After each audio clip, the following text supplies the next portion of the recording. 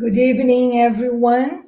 On behalf of the United States Spiritist Federation, a member of the International Spiritist Council, I would like to welcome all of you who is watching live tonight from many different parts of the world. My name is Tanya Schwartz, and I'm representing the United States Spiritist Federation that I serve currently as the vice president. And also, I'm talking to you from Texas, representing our local group here called Kardec Spiritist Group of Austin. Soon we'll be introducing Jussara Korngold and Peter Hayes from different areas of the United States. And that is the country that today is in charge of bringing and sharing some teachings of the Medium's book, or that is contained in the Medium's book. The International Spiritist Council is celebrating throughout 2021 the 160th anniversary of the publication of the Medium's book by Allan Kardec. This live is part of this year-long campaign promoted by the International Spiritist Council and counting with the participation and support of the 22 countries that are members of this organization. But it's important to say that this celebration is for all the Spiritists all over the world and the Spiritist movement as a whole.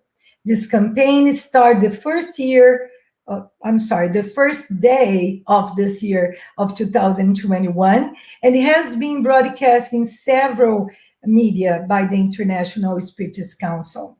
And you probably have seen in Instagram and YouTube, Facebook, WhatsApp, all the videos that have been posted with different contents of the Medium's book in several languages. And announcing events such as this today, which is part of 22 bi-weekly lives with studies about the Medium's book. So many opportunities for us to study and learn about the Medium's book. And this campaign has also been announcing a special two-day commemorative event that will happen on March 27th and 28th, or already end of this month, and we'll talk about two different themes in 6 different languages. So all the information about all the events, all these posts are in the website of the International Spiritist Council. You can go and check it out. But now back to our today's talk. Make sure to send questions throughout this presentation, because right after we're going to have a session of questions and answers. So there will be an opportunity to interact. This will be the 3rd live presentation of this series brought by Jussara Korngold, who will talk about methodology and theories of the Spiritist manifestations. But before we turn it over to Jussara, let's start by thanking God and the good spirits for their inspiration during this talk by calling Peter Hayes, an active member of the Spiritist Center Love and Light in Newark, New Jersey. Peter will be saying our opening prayer. Hi, Peter. Thanks. You're in mute. Pardon me. Hi, Tanya. How are you? Okay, thank you. Very nice that we're joining us. So now it's you with us doing the initial prayer. Okay, thank you. Let us close our eyes if we're in a place where we can do so. Dear God, dear Master Jesus, our dear beloved mentors, we are thankful for your presence, and we ask that you bless this presentation. Please bless all of us, help all of us each and every day to navigate the journeys that we are on. May your peace, your love, your serenity, and your compassion spread everywhere to all of humanity. May each and every one of us be connected to your healing energy. Please bless this time that we are in and may all of us do our best each and every day to get through this period to the best of our abilities. Please bless all of our brothers and sisters who are in need. We thank you, dear God. We thank you, Master Jesus, and we thank you, our dear beloved mentors, for your love and your support. Amen.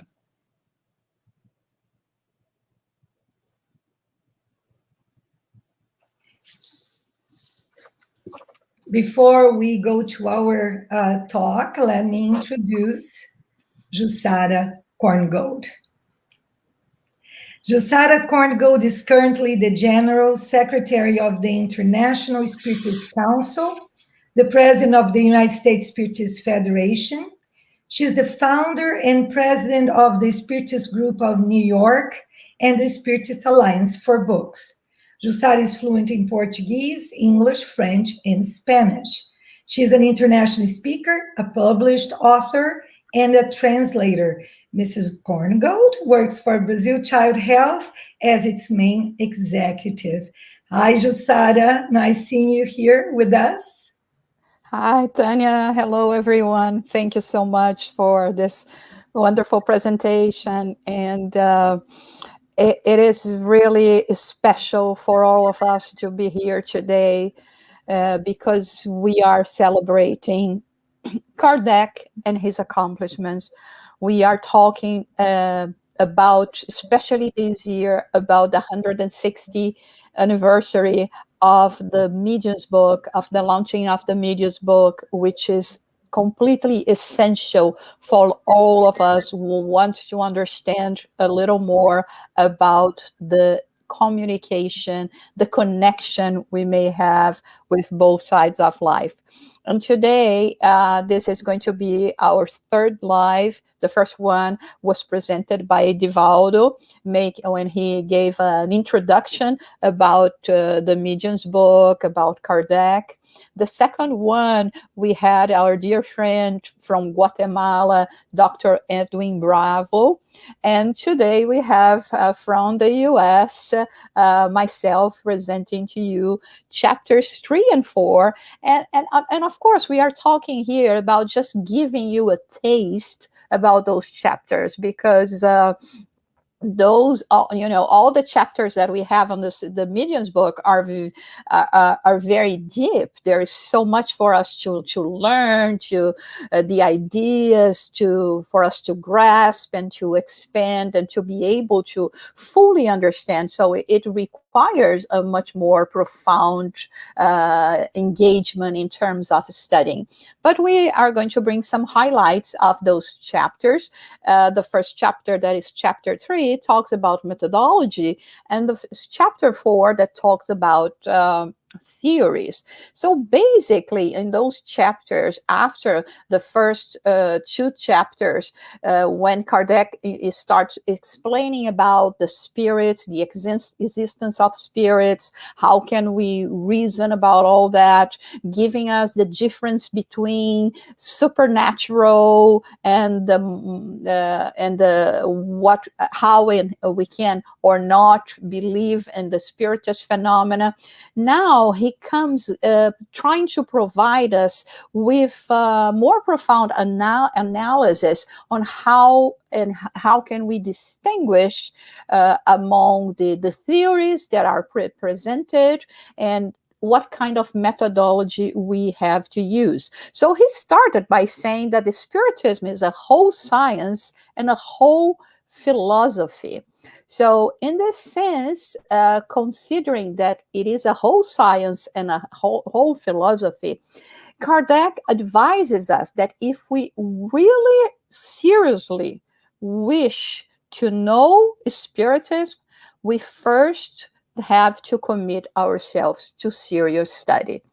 We cannot understand about Spiritism, we cannot have a knowledge with just a superficial glance at its concepts.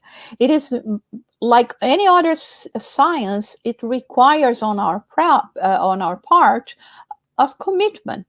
And one thing that he points out is that since Spiritism touches all the issues of interest to humankind, we have to understand that when we are presenting it to people, the belief in a spirit, in the spirits, in the existence of spirits, of course, is part of its foundation.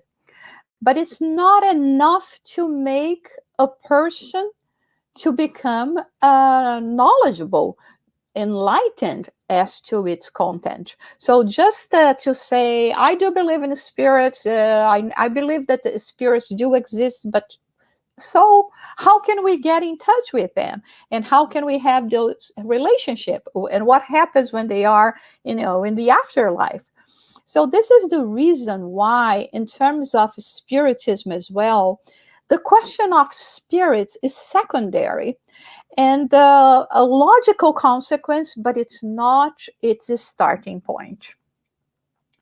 Let's think, for example, when we are going to be introducing spiritism to someone that has never heard about spiritism, according to Kardec, we should never start by just talking about spiritism and its set of knowledge.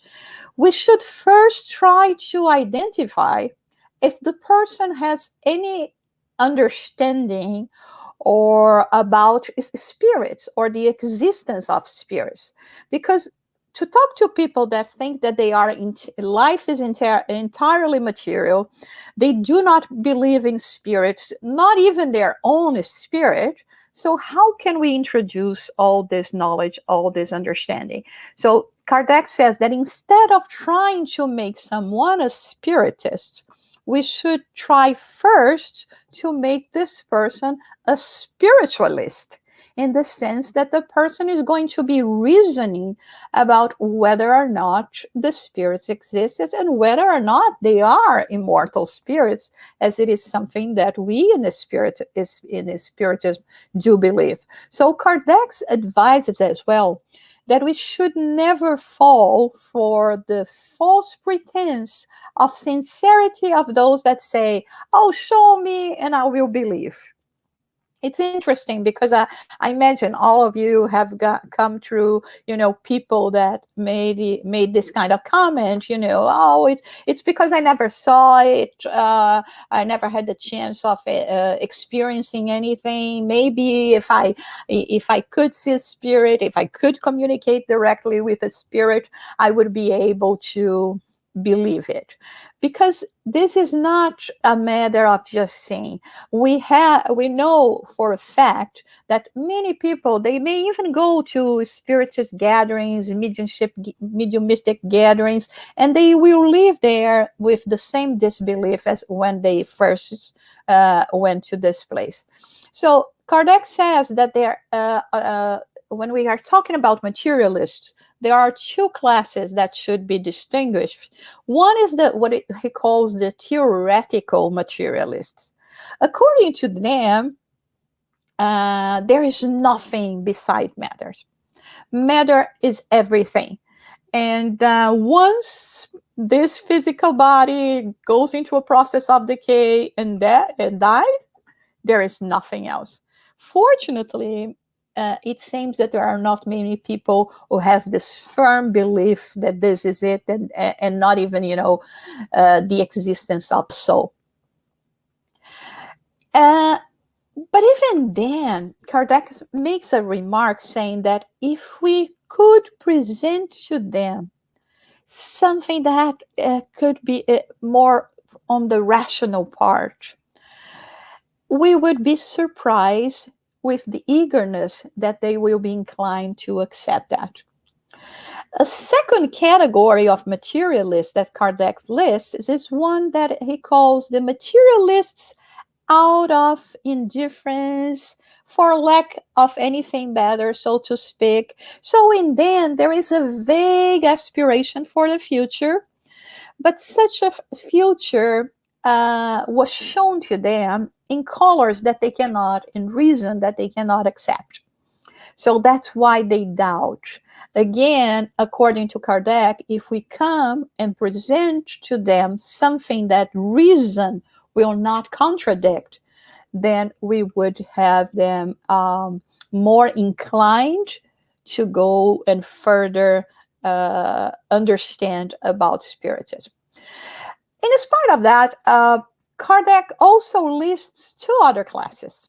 One that he would classify as being the third category, that is what he calls the ill will disbelievers. Those are the kind of people that, they do believe, they think it's, it's reasonable. The ideas seem to be very convincing, but you know what? I'm not ready to commit to that. I'm not ready to leave my comfort zone, my material pleasures, and actually to engage in the pursuit of something more spiritual. And of course, there is another category that he called the interested disbelievers or of bad faith. So again, they know, they think it's reasonable, but deliberately they put it aside because it doesn't serve their purposes. So it's a bit different from the previous category, because the other one is just, I'm too happy the way I am. This one, they know that it's logical, but it goes against their personal interests and how it can get in the way of, their pursuing their goals with a more materialistic view. Kardec also talks about the faint-hearted disbelievers. I mean, people that lacks the courage. They are kind of, worried about what is going to happen. Maybe, what people are going to be talking about me, that people that also, another kind, it's the one that are disbelievers due to religious prejudices, and because they were raised in a different religion, and now they kind of do not want to change their ways. Others that, just for the spirit of contradiction. One category that is very, very sad, I think, this category, that we can find disbelievers because of a disappointment.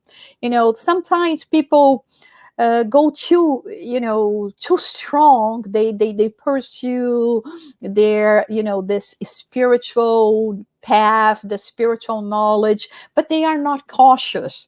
And so they do not wisely distinguish between people that are really committed with a serious purpose and others that just want to explore the people that can be considered, according to them, very naive.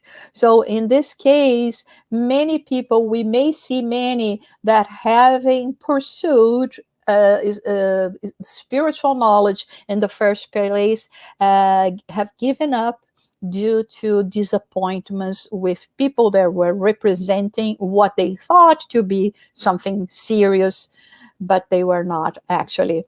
So those that are undecided, I don't know exactly what to do. And so I think it's very important when we think about it, because Kardec is presenting to us different reasons why people may not, give themselves to a serious pursuit of understanding spirituality, of understanding their spiritual nature, of, equating the idea that they are much more than a physical body, that they are soul, that they are an immortal spirit.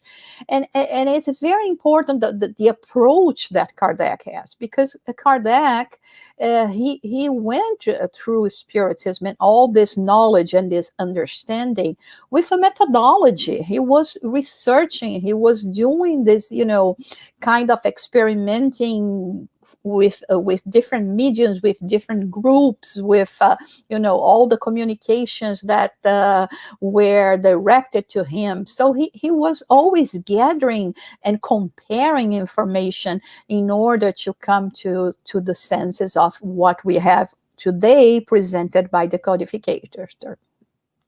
But let us talk now about those that, here he presented everyone that for whatever reason would not be interested in any kind of spiritualist knowledge. But now he talks about those that, they say, okay, Spiritism seems to be reasonable.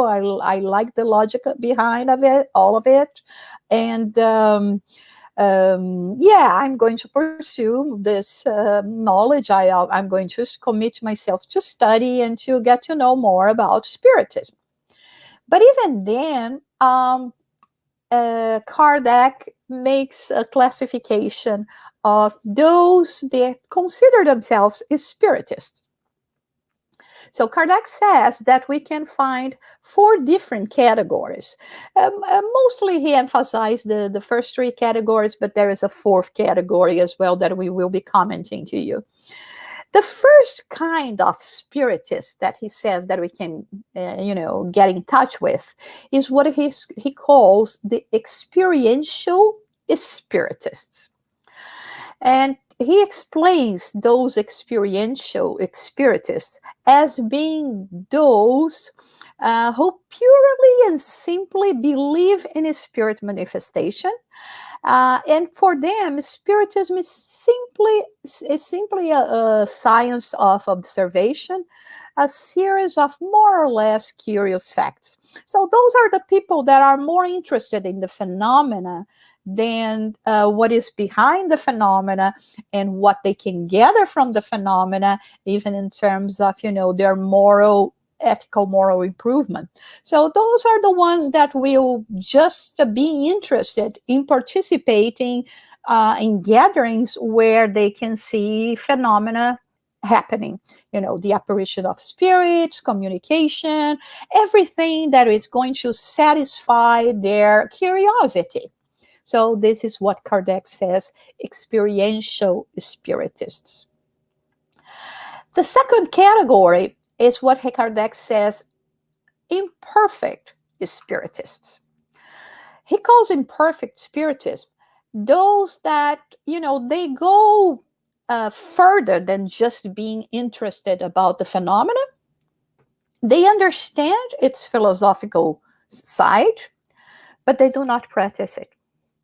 The influence of all the moral aspects, all the philosophical aspects to them is insignificant or practically inexistent. So they don't change their habits. They do not deprive them of anything, any single enjoyment. So they keep on living their lives as before. So they go, they gather whatever they can get to, to try to make their lives better, but they do not allow Spiritism to take root in themselves. And the third kind is what Kardec calls the Christian Spiritists. Those who do not just admire Spiritist morality, but also practice it and accept all its consequences. Kardec was very much criticized because people at his time, and maybe even today, would say that he was very religious, that all the time he was talking or trying to accommodate to the religion of his time, that was the Catholic Church that prevailed in France, in Europe at that time. And so that's why he classified here as being Christian Spiritists. But it's very important to point out that this is not something that comes from Kardec, but from the communications and contact with spirits that over and over and over is stressed through their communications that what we are pursuing here is not a religious box per se, but we are looking for the morality that Christ brought to us. And because of that is when, once the Medium's book was finished, Kardec started dedicating himself to the gospel according to Spiritism. So here we are not talking about the Christ, we are not talking about a particular religion, but we are talking about the moral behind everything and the moral that we can find in the teachings of Jesus. And the fourth category that Kardec explains in this case is what he calls the extreme spiritists. And he starts by saying that, as in everything, exaggeration is harmful. So those are the kind of followers that he says that are more harmful than useful to the cause of spiritism, because they behave in a very radical way, presenting signs of fanaticism. They do not scrutinize. They do not go that deep in terms of the studies. Their judgment is very much flawed, and they are very easily exploited by because of their credulity and naivete. Those are the ones that if I say, oh, I just got this wonderful message from the spirit, he will not, this person will not be interested in knowing what spirit was, whether I'm really a good medium or practitioner or not, or the morals behind it is just, oh, it's a message from the spirit, so it has to be true. So this is what Kardec calls the extreme spiritists. It's interesting because when we study this part of this chapter, the methodology, we can make a kind of a parallel with the parable of the sower. So here, is when we have the farmer sowing the seeds. So here we are sowing the seeds of spiritism, and in the same way that the seeds fell into 4 different terrains, here we see exactly those kind of terrains. So we could say that the first one, the seeds that fell along the path, the birds came and ate them up. We could say that those are the experiential spiritists, very superficial, only led by curiosity. So it's very easy for everything else to deviate them from their path. The second one is when they fell off on rock places. So they didn't have much soil. It sprang up quickly because the soil was shallow. The sun came up. The plants were scorched and withered because they had no root. Those are the imperfect spirits. So they have the possibilities. They receive the knowledge, but they don't allow it to make root on themselves because they are still much more with a view of their material pleasure, so to say. And other seeds that fell among thorns and grew up and choked the plants. We can say that those are the extreme spiritists.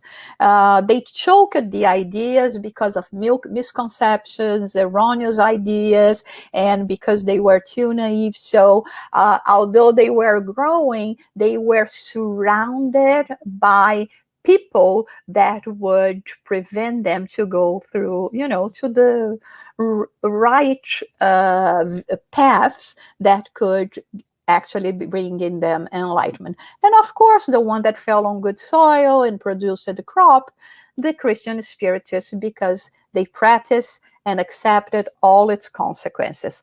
So it's very important for us to think about it. And in this part as well, Kardec says that there are plenty of people just asking to receive the light.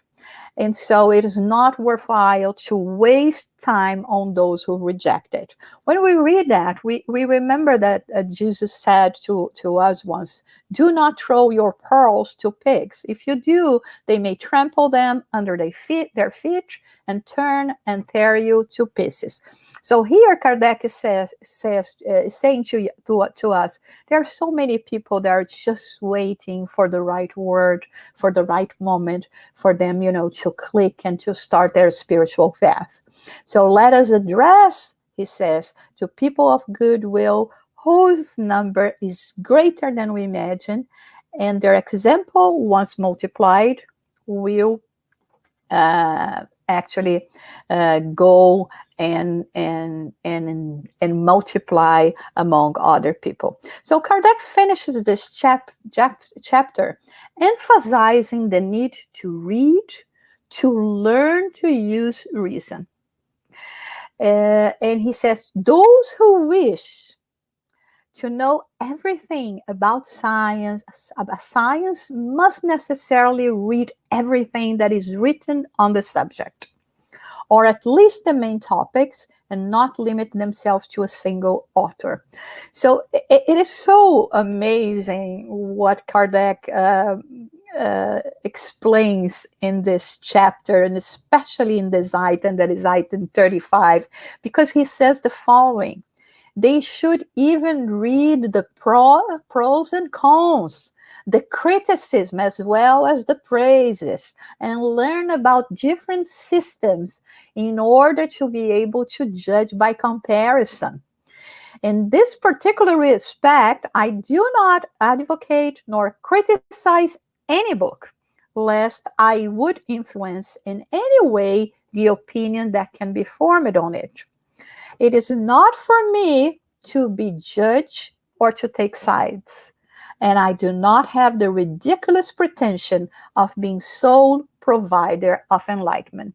It is up to the reader to distinguish between good and bad, true and false.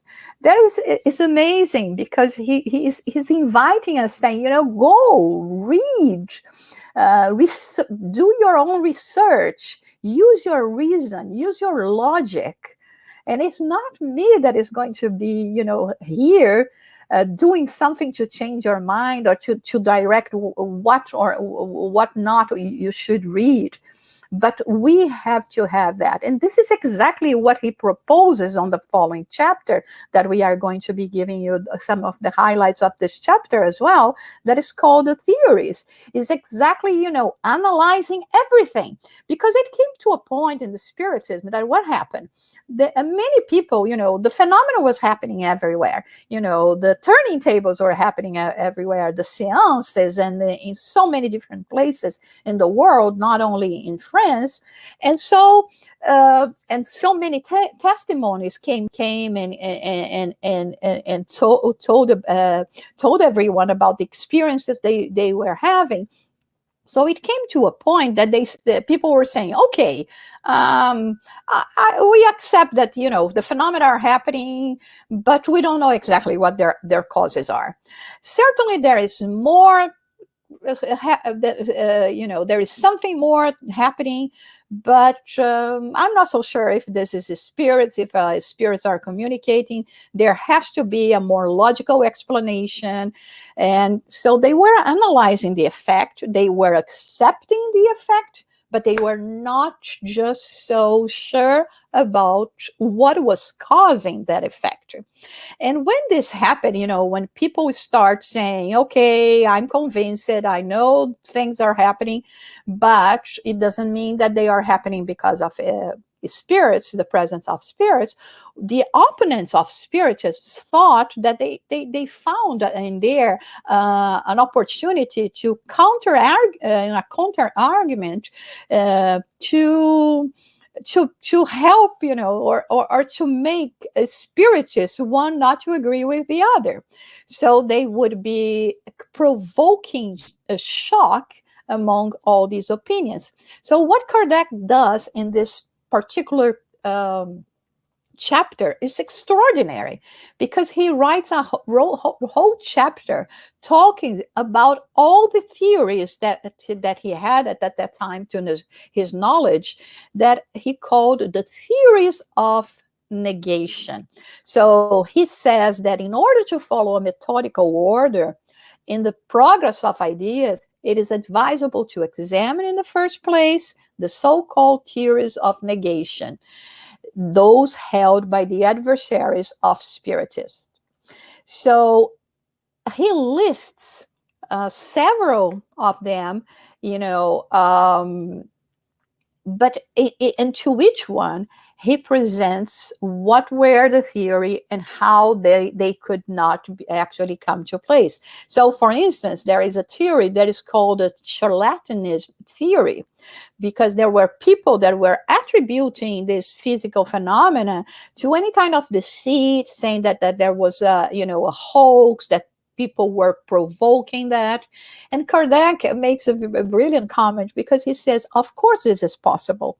Of course, it is possible that people is going to go there and try to fake a phenomena, but it doesn't mean that because we have some fakes, everything else is fake as well, that nothing is happening in this case. There were people that were saying that, presented what was called the insanity theory.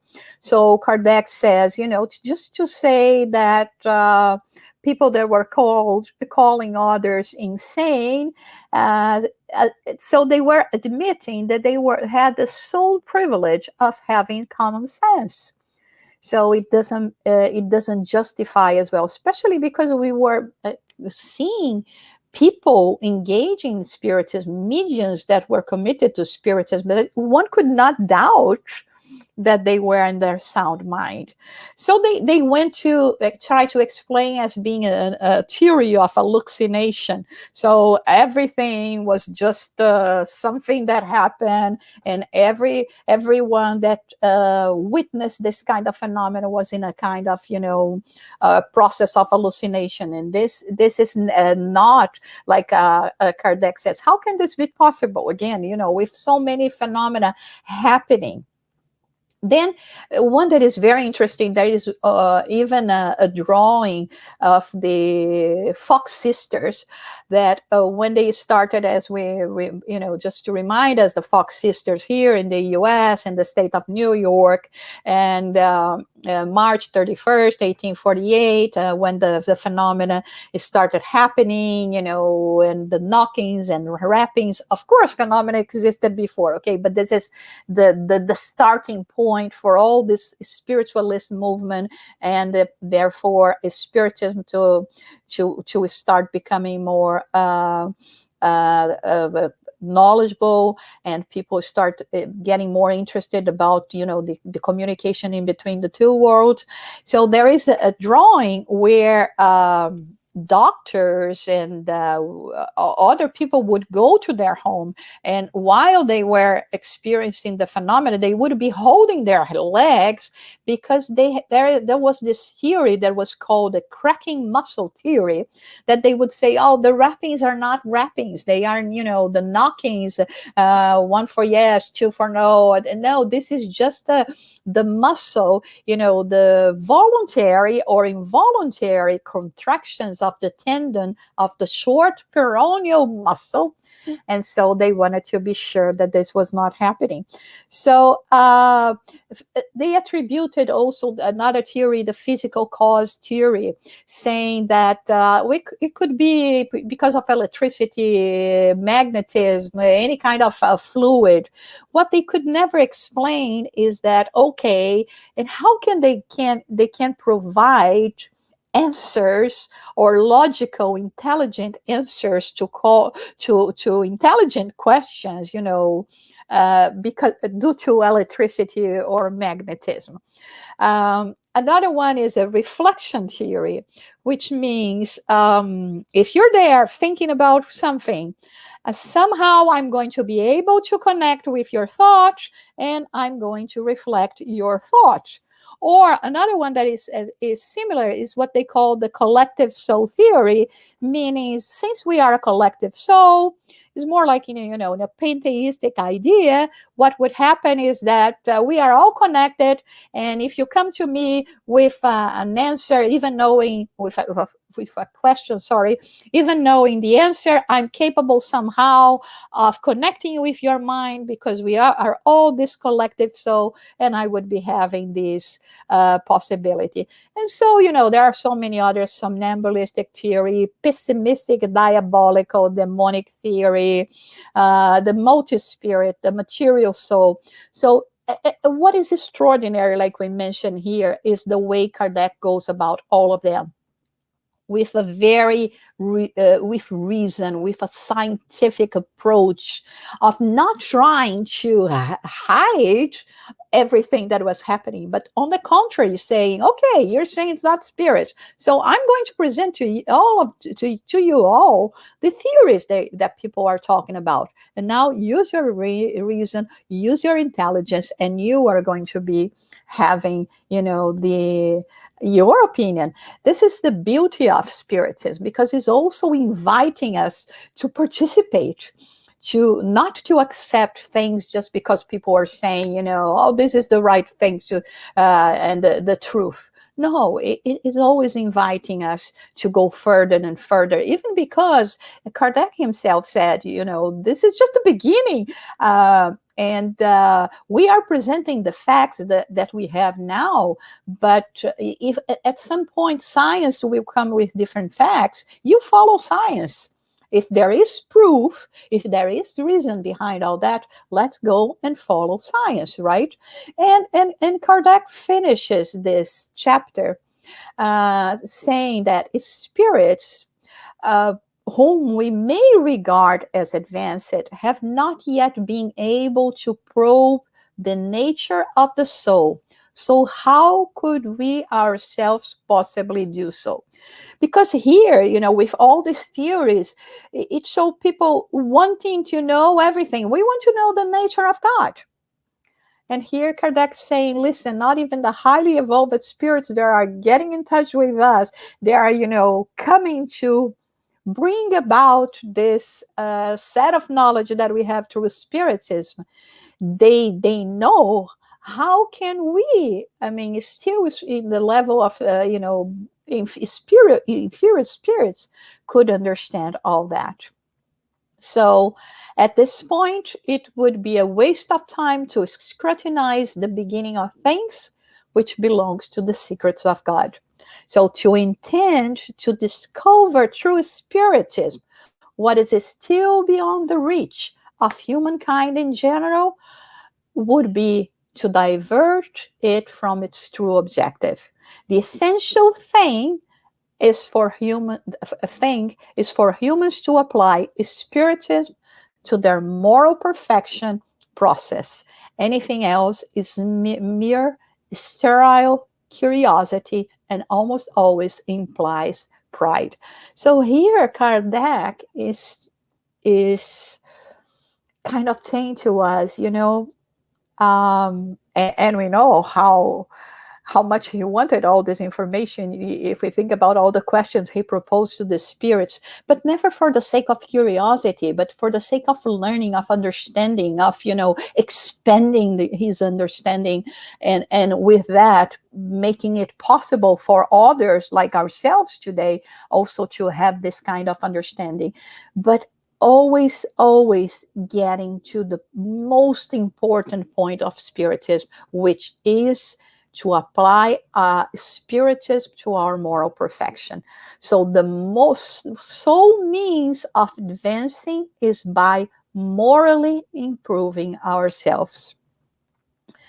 And he says that the spirits have only stated what is truly necessary so that men and women may comprehend the future that awaits them and thus be encouraged to practice goodness. So this is the invitation of Kardec in this chapter, and like I told you, we just try to bring some highlights. It's very important for us to pay attention, especially to this first part of the book, because many times we just jump to the, out of curiosity, we jump to the types of mediums and all of that we have on the second part of the book, and we miss this precious knowledge and understanding that is crucial for us to have, and in this sense, for us to better understand the mind of this great codificator that is Kardec. And we thank you very much, Kardec, and thank all the spirits that have contributed for this precious book to be among us already for 160 years. So I think we go to the questions now. Thank you, Jussara. It's interesting that for us who are believers, right, it's interesting to see all those theories and how people can even make it harder theories than the truth is. And it's like, wow, how can you even come up with this? But anyway, Yeah. very interesting. Yeah, we do have a few questions. Not sure if we'll have time for all of them, but at least we'll try to address some. I will start here. Is there a correlation of being more evolved spiritually, meaning less materialistic, and the acceptance of the existence of spirituality? Not necessarily, because, there is one case actually that Kardec talks about, the spiritists that do not even know that they are spiritists. For instance, one of the examples that we talk about it is the example of Dr. Bezerra de Menezes. When he first got the book, and he was reading that on, his way back home, and then his first comment about it was, but everything that I'm reading here is no news to me. It feels like I knew that before. So it's not uncommon for us to find people here that on Earth that, without necessarily belonging to any kind of spiritual, religious, philosophical association, their way of living is living proof of a more morally evolved spirit. So this is not a condition, but of course, in general, we would expect that people that have this knowledge should know better. It should behave better. That's right. That's right. It gets to that explanation of the different kinds, right? The more, at least morally, the more we know, the best we are. We become the practitioners of what we learn, right? Anyway, so let's see another one. Have there been observations in recent times that show more evidence of spirits? I believe that, all over the world, right? The thing is, not in the way that sometimes we expect or we would like. And sometimes I even joke about it, because I say, even if we were among a spiritist group of people that do believe in spirits, and for a while, and are spiritist practitioner, if all of a sudden a spirit materialized among us, probably some of us would run to the door, others are going to faint, and very few would stay there to know and to engage in a conversation with spirits. So there is a reason why they are not showing themselves so clearly to us. But I think we can perceive their presence during the day, and the small things that we do. Like, for instance, today I had to look for a file. I have a talk tomorrow, and I had to find this file, but among the millions that I have here, and I said, "Oh my God, I have no idea where this file is, and I need it tomorrow for my presentation." And then the idea just came to my mind, and I thank them very much. So it's more subtle, but they are here. They are present all the time, and to us, or to the majority of us, this is more than enough. Yeah, thank you. Next one is preoccupation with the phenomena of spiritism a trap or a distortion when it comes to understanding the content of the codification? Everything it starts with a process, okay? Even when we talk about, what takes us to a spiritualist or a more spiritual way of life. And sometimes we say that are three reasons. One is, because, pain is striking us so bad that there is no other option than to look for something else. Sometimes we just go because of family members or a curiosity. And sometimes, or very few times, because we have a genuine desire to know more, to learn, and and it's something that is present in our spirit as well. So many people will start with the phenomena, and this is the path that we can see even happening in Spiritism. The table turnings, all the phenomena happening, until Kardec went then and said, "Okay, this is wonderful, but it's a whole new science, and I wanted to understand what is behind all that." So there is no problem if this is if the first contact of the person is actually or actually happen due to the phenomena, but do not stop there.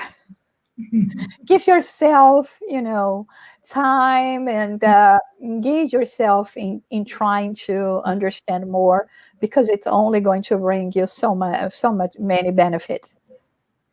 Thank you.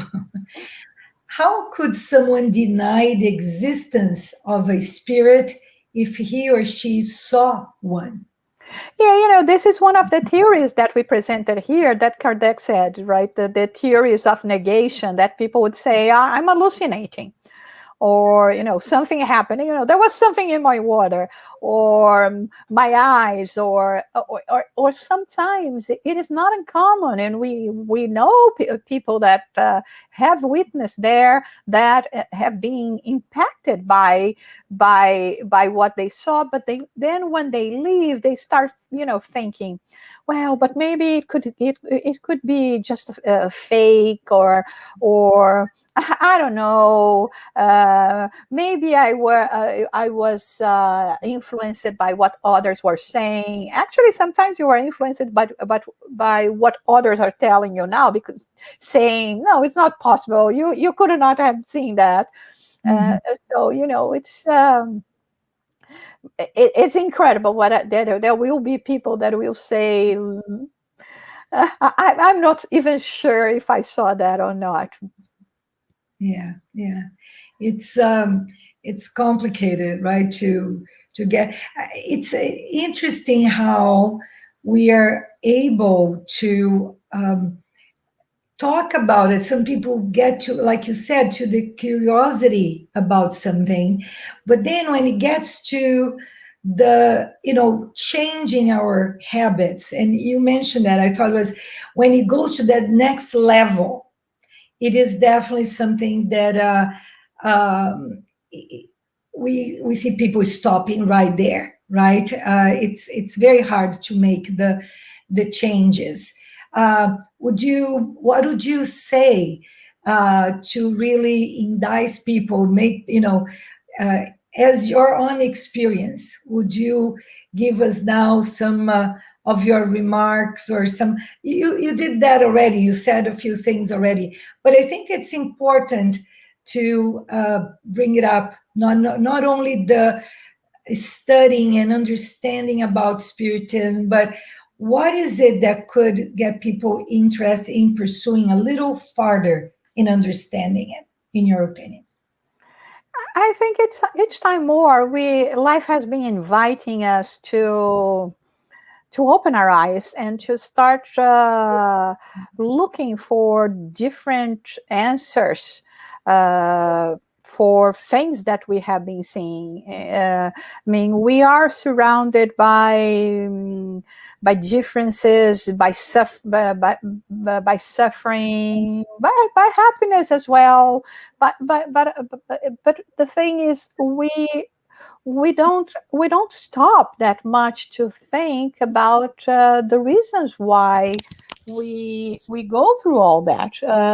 Let's look at what we are living right now. It has been an invitation for us to first of all, to see ourselves as absolutely equal.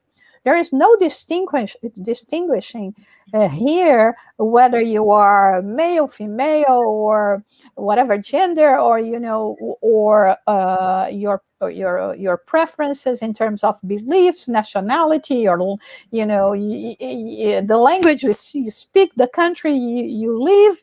We are all vulnerable to a virus, to a situation, and And we are all going through struggles in relation to that, and that would be an excellent opportunity for us to start thinking about the lessons we can learn from this, and our role in the world. And I mean, in my case, thank God, I found those answers very early in life, and well, yeah, and it's right what he says here. It's not because we know the address, we know where the stair is, and how many steps we have to go up, that it makes things easier, because it's a process.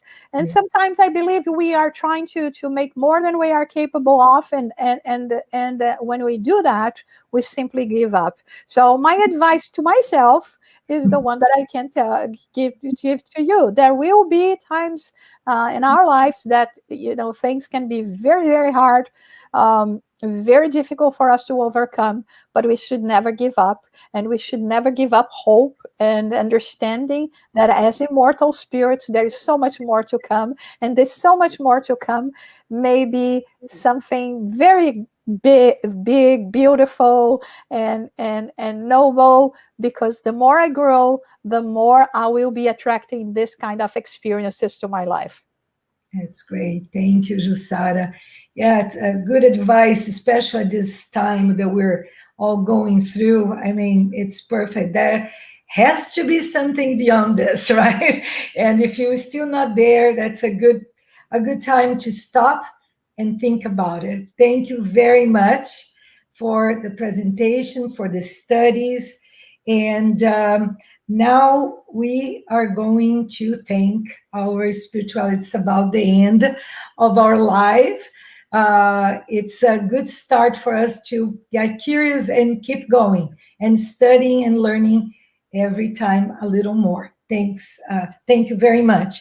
Now I'd like to invite Peter. Yeah, thanks, Peter, to again come back and now be the representative of our own gratitude of all this learning and everything that is ahead of us to learn more. And I would like, before does our prayer, I'd like to tell everybody a little secret that Peter is going to be one of the speakers in our event on the 27th and 28th of March. So it's nice that he's already here. You guys already met him, and I hope to see you then. So before we completely finish here, we are going to ask Peter to do the final prayer. And don't go away, because we're going to invite you for the next live on these reflections on the Medium's book before the end. Thanks. Thanks, Jussara. Okay. Let us close our eyes if we are able to. Let us take a moment to be in the present. We thank you, dear God. We thank you, dear Jesus, for this knowledge. We are thankful for this opportunity to reflect on the subject of today. May this knowledge spread. May our imaginations encircle the planet. May we, in this era that we live in, do our best to spread positive ideas, positive vibrations, positive healing energy to everywhere on the planet. May each of us do our best each and every day to work on our missions, to try to understand a little bit more today than we did yesterday, who we are, why we're here, and what it means to be alive. We are thankful for life, dear God. We are thankful for the opportunities that you give us through life. Please bless our families. Please bless our friends. Please bless all of the opportunities that we have and the gifts that we have received. And may peace spread everywhere. and may all of us make fraternity among all brothers and sisters a cornerstone of our lives. Amen. So thank you for everyone who watched this live and shared this moment with us. Remember that on March 22nd, we'll have our next live of this series with Alexandra Gomes and Claudia Lucas from Portugal in the sequence of the studies of the Medium's book. Make sure to join us, and let's remember next live will be from Portugal and will be in Portuguese. So I hope you all learned a little bit like I did, and I'll see you next time, and have a great, great evening. Bye-bye.